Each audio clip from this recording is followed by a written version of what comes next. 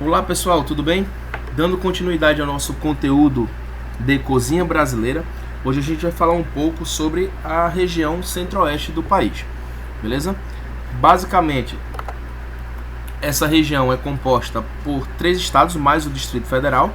No caso aí temos o Mato Grosso do Sul, Goiás e o próprio Distrito Federal, capital do Brasil. E a culinária dessa região, ela tem algumas tradições fundadas, principalmente festas típicas, populares, que por sua vez recebem algumas influências diretas dos povos indígenas da região. Mas esta região, também herdou alguns hábitos alimentares de países vizinhos, como por exemplo a sopa paraguaia. A sopa paraguaia, pessoal, ela é um prato extremamente tradicional nessa região e que basicamente de sopa ela não tem nada, Ela na verdade é uma torta salgada e que alguns historiadores, afirmam que tudo começou com Dom Carlos Antônio Lopes, que foi presidente do Paraguai e que acabava gostando, de uma sopa branca e que ela posteriormente foi adicionada, por seu cozinheiro de um pouco mais de farinha de milho e levou ao forno para terminar a sua cocção. E acabou passando, do estado líquido para o estado sólido. Quando experimentou o resultado, do erro da receita, batizou a nova iguaria de sopa paraguaia. Outra versão diz que originalmente era uma sopa comum que os soldados paraguaios acabavam gostando, e para levar em suas missões não dava ou tinha dificuldade de levar o líquido e acabou introduzindo um pouco mais de farinha para o possível transporte. Mas independente da versão que realmente os historiadores contam, o que importa é que realmente é uma iguaria típica dessa região, que acaba sendo bastante conhecida, inclusive por a gente fazer menção a uma sopa e na verdade ser servido uma torta, O centro-oeste brasileiro, ele engloba basicamente 3 biomas, então o que torna a sua gastronomia bastante rica, ou seja, belisca a Amazônia, boa parte do Cerrado, ou na verdade o Cerrado, e uma parte do Pantanal. E por esses fazer parte ou estar incluído dentro desses biomas, ou esses biomas estarem incluídos dentro do seu território, acaba fazendo dessa região uma região extremamente rica em gastronomia. A população que estabeleceu nessa região, desenvolveu ao longo do século sabores, métodos de preparo e ingredientes exclusivos do centro-oeste, que infelizmente passam despercebidos para a maioria dos brasileiros. Então a gente costuma dizer que enquanto a gente aqui da região norte também tem essa dificuldade ou esse trabalho de inserção de nossos insumos na gastronomia brasileira, os goianos também tentam inserir de uma certa forma o consumo do popular, por exemplo, pequi, que é basicamente um fruto que para não iniciados, ele é repleto de espinhos, então tem uma certa dificuldade de comer, ou do palmito de guariroba, que tem um amargor levemente pronunciado. Essa culinária, como a gente falou anteriormente, tem sua biodiversidade, riquíssima, principalmente por conta dos biomas, mas também das influências sofridas pelos indígenas, portuguesas, paulistas, mineiras, nordestinas e paraguaias.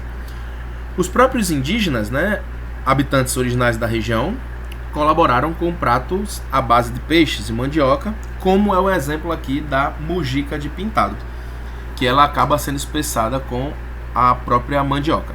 Algumas versões mais atuais, elas acabam utilizando a própria farinha de mandioca.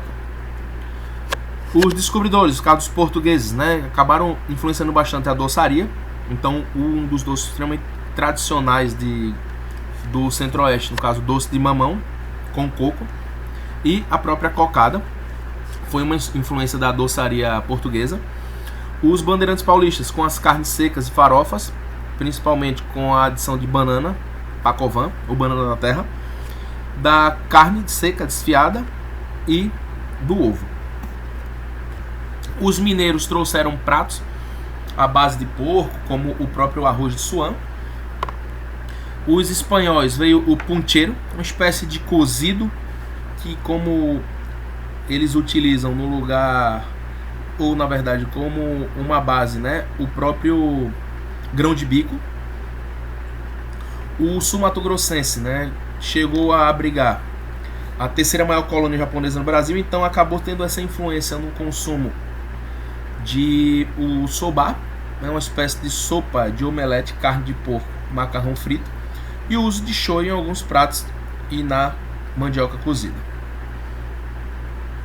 Dos vizinhos paraguaios, teve aí a herança, né, da chipa, uma espécie de pão de queijo um pouco mais seco que o mineiro, e ele tem uma diferença também, que é o formato do pão de queijo, dessa chipa, né, que é o formato de uma ferradura.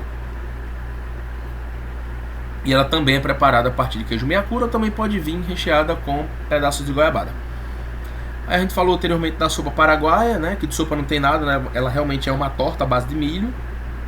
E o tereré, que é largamente consumido no Pantanal mato-grossense e que é uma versão gelada e refrescante, né, do próprio chimarrão. As tradições do Cerrado, né, reserva surpresas como o próprio empadão goiano, ou seja, algumas receitas, né, elas acabam citando a origem, né, na Cidade Velha, né, ou seja, na antiga Vila Boa, há quase pelo menos 150 anos, e que vem seguindo à risca, né, as gerações, as tradições da cidade, mas que basicamente acredita-se que essa receita desse empadão ela é europeia, principalmente consumida em Portugal e na Espanha, só que os recheios eles eram frutos do mar, carne bovina, né, mariscos em geral, peixe. E uma grande diferença desse empadão, né, que tem esse nome e que diferencia de outros estados, é principalmente também a utilização da gordura, né, ou da banha de porco na sua preparação, que acaba trazendo aí o ar essencial aí dessa receita, beleza? O recheio frango desfiado, azeitona, mas também que algumas receitas podem trazer aí a guariroba ou até mesmo o pequi, tá? Tem aí a pamonha salgada, ou seja, trivialmente consumida no Nordeste brasileiro. A gente tem a pamonha doce, feita a partir do milho ralado, e a gente tem aí agora a pamonha salgada, que ela é extremamente saborosa e que pode vir acrescida de...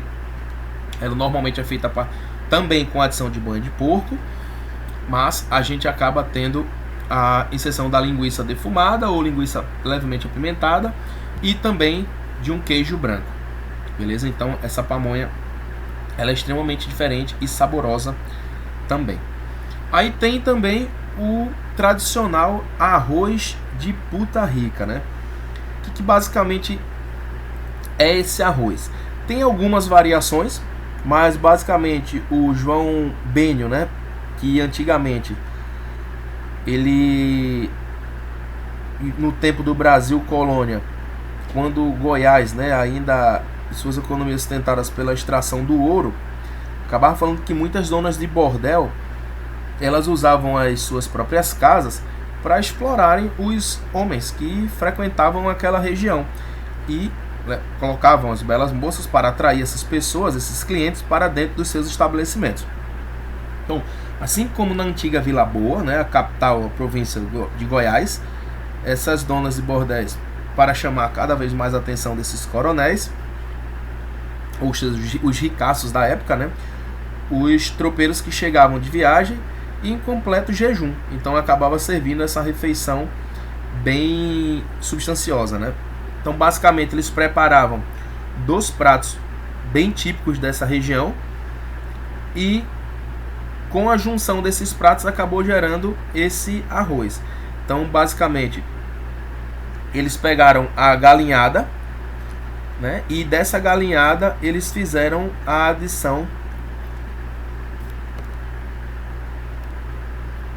e dessa adição, no caso dessa galinhada, eles utilizavam também o Maria Isabel, que era um outro prato bem típico da região que utilizava a carne seca no próprio arroz, né? E a partir da mistura, né, desses 2 pratos típicos, que basicamente era a galinhada e a Maria Isabel, uma das donas do bordel ficou falando, né? Adiciona tudo que tem na dispensa, porque eu não quero um arroz de puta pobre. A gente quer agora misturar as duas para se transformar num arroz de puta rica. E aí, até hoje a gente tem N variações e uma delas é a introdução, inclusive, de linguiças no próprio prato. beleza? Então acho que é uma história bem interessante sobre esse prato que, logicamente, que é bem prazeroso também do centro-oeste do Brasil. Então, os principais pratos típicos dessa região, né? A gente tem como a sopa paraguaia, que a gente já falou no início que de sopa não tem nada. É uma torta, né? A carne seca com banana. A queijadinha em bolinhas em compota, extremamente também divino dessa região. O empadão goiano, galinhada com pequi e o próprio doce de mamão. Beleza? Então, pessoal, aqui no final do nossa aula eu trouxe mais uns 5 exercícios de fixação para vocês estarem respondendo aí, beleza? Espero que tenham gostado desse conteúdo e até a nossa próxima aula, beleza? Até mais!